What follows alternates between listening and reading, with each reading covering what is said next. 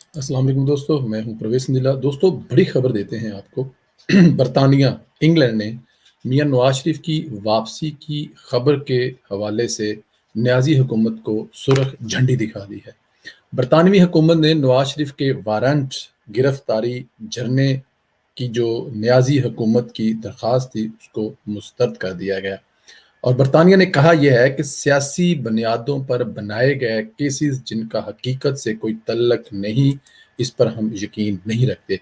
ये जो जुमला है, जो बरतानिया की हुकूमत में दुनिया की सबसे पुरानी जमहूरियत वाला मुल्क जो कह रहा है, वो ये कह रहा है सियासी बुनियादों पर बनाए गए केसेस। ये नफी करती है हुकूमत की उस कैंपेन की जिसमें ये कहा जाता है कि नवाज शरीफ जो है वो उन्होंने मुल्क में किसी किस्म की कोई चोरी की है या नवाज शरीफ ने कोई जायदाद छुपाई है, या नफी करते हैं बनाए गए सियासी केसेस की। इसके कहने का मतलब आप समझ रहे हैं दोस्तों, इसके कहने का मतलब यह है कि नवाज शरीफ पर जो केसेस हैं वो तमाम के तमाम सियासी केसेस हैं। हुकूमत अपने जो हरीफों के अपोजिशन पे सियासी केस बनाती है।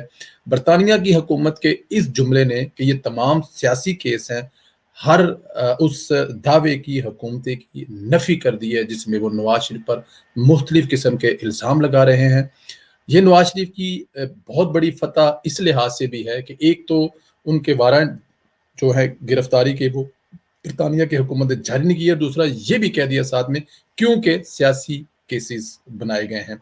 हुकूमत ने बरतानवी हाई कमीशन के जरिए मरासला बरतानवी वजारत दाखिला को भिजवाया था, मियां नवाज शरीफ की वापसी के लिए कहा था, लेकिन उन्होंने इनकार कर दिया। सारी दुनिया जानती है कि मियां नवाज शरीफ के खिलाफ सियासी केसेस बनाकर इंतकाम लिया जा रहा है। जज अरशद मलिक की वीडियो दुनिया से छुपी नहीं है। इस वीडियो को बरतानिया में तो इसका फ्रांस भी हो चुका है। इमरान खान को बड़ी शिकस्त है, अभी तो आगाज हुआ है, मजीद शिकस्त का सामना करना पड़ेगा। हक और फतह नवाज शरीफ होगी, मैदान नवाज शरीफ ही मारेगा। मियां नवाज शरीफ को जरूर फतह होगी, इमरान खान को और उसको लाने वालों को और उसके क्या कहना चाहिए उनको, उनके खिलाफ फतह नवाज शरीफ की होगी, सियासी बुनियादों पर बनाए गए। इस फिक्रे पर दोस्तों आपने जरूर गौर करना है कि सियासी बुनियादों पर बनाए गए सियासी केस।